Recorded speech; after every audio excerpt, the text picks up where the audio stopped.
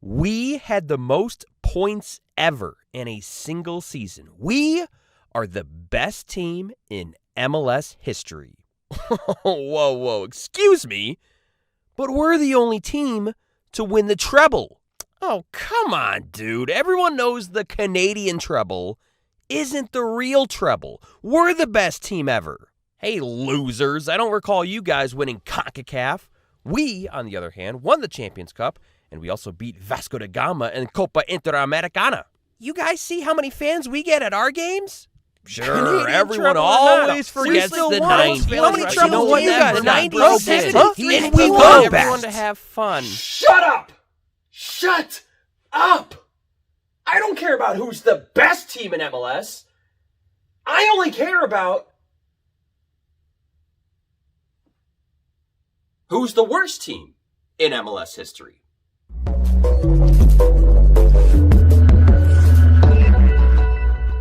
Here are some cold, hard facts. Not everyone is a winner. And in this video today, we need to shine some light on some teams that really didn't win. Now, in the 26-year history of Major League Soccer, I believe that I have found the 5 worst teams to ever take the field. So, I'm going to analyze them, and then I'm going to make a decision at the end on just who is the worst of the worst.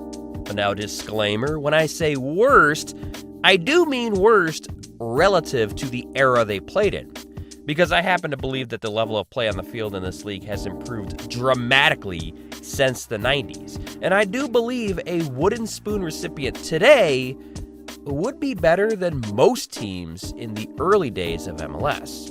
So I'm approaching this as if everyone is on a level playing field. The MetroStars' leading goal scorer for the previous 3 seasons had been Giovanni Savarese. Yeah, the same Savarese as the current Portland Timbers head coach. He was traded to the New England Revolution before the start of the 99 season. In hindsight, maybe not the best move, as they scored 22 fewer goals than in 1998. The 99 leading goal scorer for the MetroStars was Eduardo Hurtado, with just 7 goals.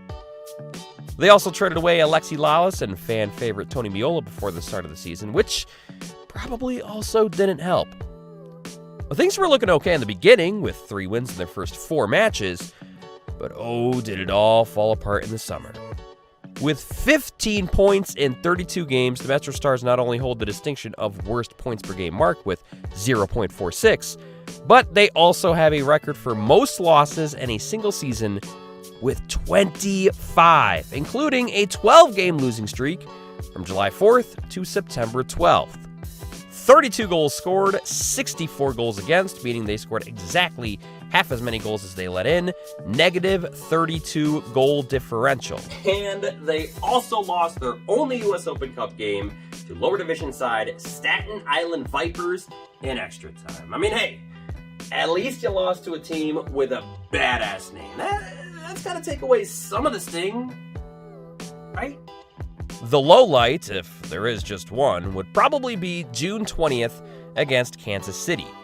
The Wizards were also really bad in 1999, having compiled a points per game mark of just 0.63, which is also in the bottom 10 points per game in league history. But on this day, the Wizards would shut out the MetroStars 6-0 for their worst loss in team history. Shout out Chris Henderson, who tied the record for most assists in a game with 4. Now, the argument against the MetroStars as the worst team is the fact that they still played in the era of the shootout.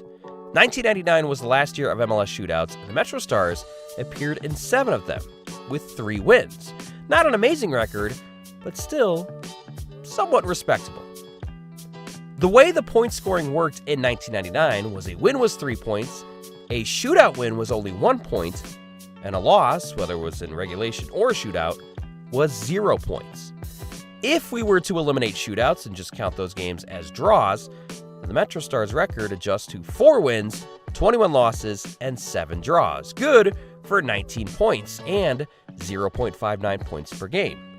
Still absolute trash, but not as stinky trash, and not the worst points per game ratio anymore.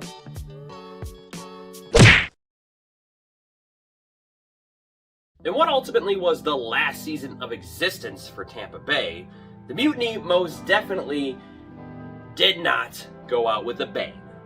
Like the 99 MetroStars, things started out promising, probably even more so for the Mutiny. They somehow managed preseason draws to Celtic FC and Millonarios of Colombia, which, that'd be impressive by today's standards. And then, they went on to win 2 of their first 3 games of the season. But then,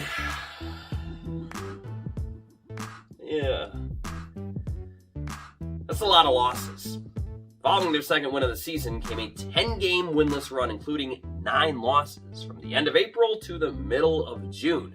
After finally pulling out another win against DC United, came another string of 6 straight losses. 7 straight if you count their US Open Cup loss to lower division side Connecticut Wolves. Superstar and arguably face of the league at the time, Carlos Valderrama, among others, were traded 12 games into the season for a couple of other players and a draft pick that they obviously never used because they folded. Yeah, great trade, guys. You really got the most out of that one. Mamadou Diallo. Oof, what happened to him? He banged in a monster 26 goals in 2000 and then only managed 9 goals in 22 appearances in 01. Now, I do think it's safe to say that you could attribute some of that drop-off to losing Valderrama. But actually, the biggest issue for the team was their backline. That was leakier than a boat with a screen door without flexing. Hi, Phil Swift here for FlexSteel. 68 goals against in just 27 games. Do the math, that's an average of 2.5 goals a game. This is a team that recorded just 1 single shutout the entire season and gave up 4 or more goals 5 times. With 32 goals for, that equates to a negative 36 goal differential, and with a record of 4 wins, 21 losses, and 2 draws, the Tampa Bay Mutiny compiled the lowest point total of any team with just 14 points, a paltry 0.52 points per game. With the low light of the season, well, I probably could go with one of the many blowouts that they suffered, but instead I'll go in a different direction and go with July 4th. They hosted the MetroStars in front of a season-high attendance of 20,730 people. They had a 1-0 lead all the way up until the 85th minute. Not only would this be 2 wins in 3 games, but also could possibly be their first shutout of the season. Probably wouldn't have completely turned around and saved their season, but it could have given them enough momentum to at least knock them off this list. But they choked. Goals in the 85th and 93rd minutes gave the MetroStars the win, and the Mutiny yet another L. Now, the argument against the 01 Mutiny is the fact that their season was cut short. Due to the 9/11 attacks, the 01 MLS season had its last couple games canceled, meaning the Mutiny only played 27 of the planned 28 games. So who knows what happens in that 28th game? Or, in an alternate universe, what if the Mutiny play 34 games in the season, like it is today? Well then, that total of just 14 points in the regular season, that might not be the case anymore. I've said this before, I feel like it's worth repeating. I feel like people forget that Chivas USA wasn't always horrific. In fact, they made the playoffs 4 straight seasons from year 2 to year 5. But year 1 was a completely different story. Hiring former MLS Coach of the Year and MLS Cup winner Thomas Rongen as their first head coach seemed like a fantastic start. But they only gave him 10 games in charge, and after a 1-8-1 mark, he got the axe. Now normally, a record like this, it would be justifiable for a sacking, but I'm going to go ahead and defend Rongen on this one, because it is clear that this team was an absolute dumpster fire. In this absolute golden athletic article about stories of the early days in MLS, there's one about Chivas USA in 2005. Apparently, during a meeting with some of the other front office guys in which Rongen was trying to explain how he wanted to build this team, one of the front office members' nephew was playing FIFA 2004 in the corner of the room, and he interrupted the meeting to get everyone to look at a player's stats in the game. And then the owner and members of the front office actually took notes on a player's FIFA ratings and then made their own list of guys they wanted to target from FIFA ratings. And then they actually signed some of them. Safe to say that strategy didn't work out so well. Their leading goal scorer was Hector Quadros with just 4 goals. And that was the biggest issue of this team. Well, besides the front office clearly being in over their heads. The biggest issue of this team, though, is that they didn't have a real goal threat. With just 31 goals, that is less than a goal a game. And with 67 goals against, that's a goal differential of -36, equal to that of the 0-1 Mutiny. Despite having 3 total coaches during the season, none of them could figure out how to win with a roster that was clearly the weakest in the league. 4 wins, 2 of them against fellow expansion side Real Salt Lake, 22 losses, 6 draws, good for a 0.56 points per game mark. But hey, at least they did win their opening round of the US Open Cup, 3-2 over lower division side Charlotte Eagles in extra time. But then in the next round, they lost to Super Classico rivals LA Galaxy. And that, in my opinion, is the low light of the year. Because their whole season was a train wreck. But they could have salvaged something had they made a deeper run in the US Open Cup. And despite taking an early 1-0 lead and then a 2-1 lead, the Galaxy eventually reigned supreme and topped Chivas 5-2. Now, the argument against the 05 Chivas USA as being the worst team in MLS history is that despite this team being very, very bad, there have been teams with worse numbers. Like, there's been teams to give up more goals, teams to have fewer goals, teams to have worse goal differential, teams to have more losses, teams to have fewer wins. Like, Chivas USA is near the bottom in all these categories, but they're not at the bottom at any of them. Ben Olsen's third full year in charge. Spoiler alert, he would not be fired after this season. This team, I cannot figure out. They are a complete anomaly. Like, okay, there are good teams that have that one random bad year. Hey, that's sports. But the 2013 DC United took that one bad year to the absolute extreme. And considering that in 2012 and 2014, DC United made the playoffs, that just makes 2013 that much more puzzling. In the preseason, longtime CEO of the club, Kevin Payne, dipped for Toronto, and the team also sold up-and-coming stud Andy Nahar to Anderlecht of the Belgium League before the season started. Even still, this was a team that most had predicted to still be playoff contenders. Nope. After starting off the season by splitting their first 2 games, DC then went on a 13-game winless run that stretched all the way into the middle of June. In those 13 matches, DC was shut out 8 times. After that was another stretch where they lost 4 or 5 games and then went winless the rest of the year, finishing the season with a couple of MLS records, including fewest wins with 3, tied for the fewest road wins with 0, and fewest goals scored per game with 0.65. Yeah, turns out scoring 22 goals in 34 games actually isn't a very good ratio. Who knew? Dwayne De Rosario, Luis Silva, and Kyle Porter all led the team in scoring, all with a whopping 3 goals. 3 wins, 24 losses, 7 draws, good for 16 total points, a 0.47 points per game mark. This team scored just 22 goals in the regular season, gave up 59 for a goal differential of -37. It is just unfathomable to me that a team could score 58 points one year and then go to potentially the worst team in MLS history the next year. And I know Kevin Payne left, and Andy Nahar left, and leading goal scorer in 2012, Chris Pontius, suffered some injuries, and signing Carlos Ruiz completely flopped with 0 goals in 14 games. I get that. I do. But it still shouldn't have been this bad. The lowlight, in my opinion, has to be the last game of the regular season. On national TV, NBC, DC United trying to avoid finishing with the worst record in MLS history.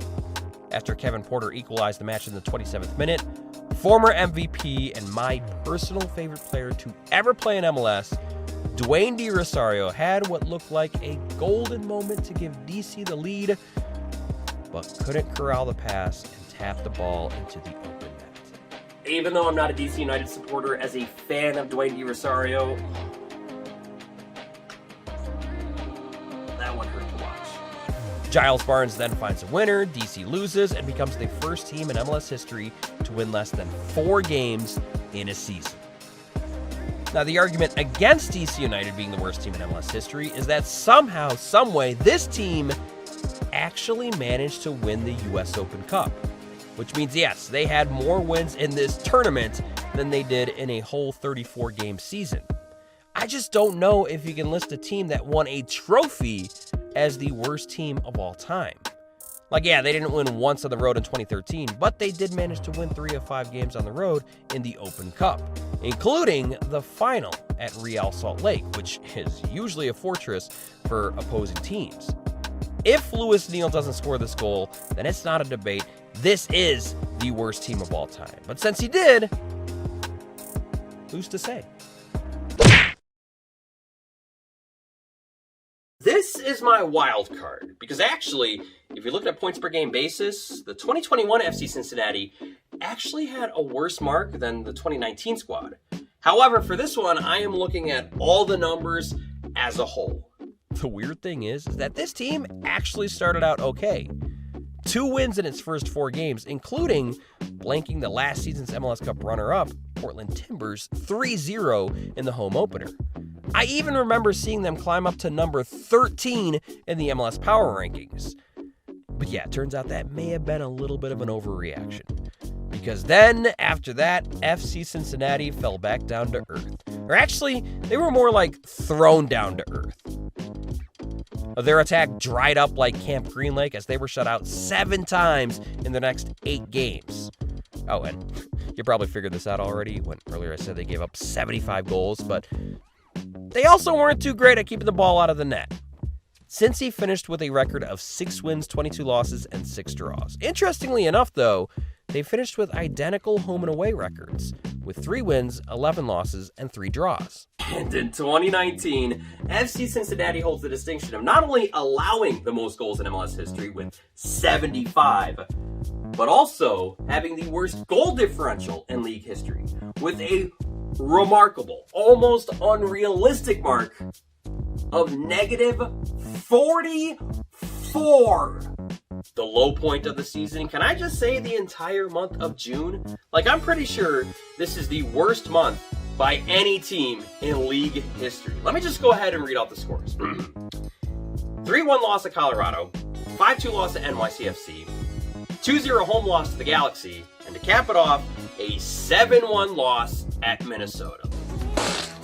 Now, the argument against 2019 FC Cincinnati as the worst team in MLS history is that despite these horrible stats, they did still manage to win more than everyone else on this list. Like, yeah, they got blown out a lot, which led to inflated numbers with the goals against and goal differential. But they still won 6 games.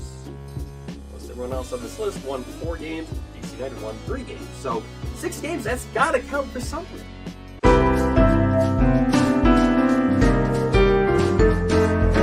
What's interesting about this is that you could genuinely make arguments for any of these teams to be the worst ever in MLS. Like, all of them have just been historically bad. I gotta come up with an answer, though. So let's knock some of these teams out of the running. The 99 MetroStars, well, in 1999, MLS had shootouts, and those shootouts were so wonky, there's a reason the league never went back to them. So 99 MetroStars, congratulations, you're not the worst team in MLS history. 05 Chivas USA, yeah, you guys had some hilarious stories, but you weren't exactly the worst at anything. And 2019 FC Cincinnati, yeah, you guys got blown out a lot, but you did manage 6 wins. So congrats, guys. You are not the worst teams in MLS history. Okay? So it's 01 Tampa Bay Mutiny or 2013 DC United. And really what it comes down to is how much do you value the US Open Cup? Because if you take that tournament out of the equation, then the answer is easy. It's 2013 DC United. But I happen to value the US Open Cup. It is a trophy, and DC somehow managed to win it. So for that reason, that's the tiebreaker. DC United, you're out, which means the 2001 Tampa Bay Mutiny are the worst team in MLS history. Why are we clapping? That's not something to celebrate. Yes, they did play fewer games than everyone, but even if they did play 28 games or 34 games or however many games, I don't think that would have helped them. Actually, I think that would have hurt them. Because I think they would have lost all those games, which meant their points per game mark would have even been lower than what it was. A little ironic, isn't it? First year of existence, Supporter Shield. Last year of existence, worst team in MLS history. If you enjoyed the video, please leave a like. If you want more MLS content, please subscribe. And also, if you want to further support the channel, I now have a Patreon. I completely understand if you don't want to, no pressure, but it's out there if you would like. Thank you for watching. See you next time. Verteidige den Fluss.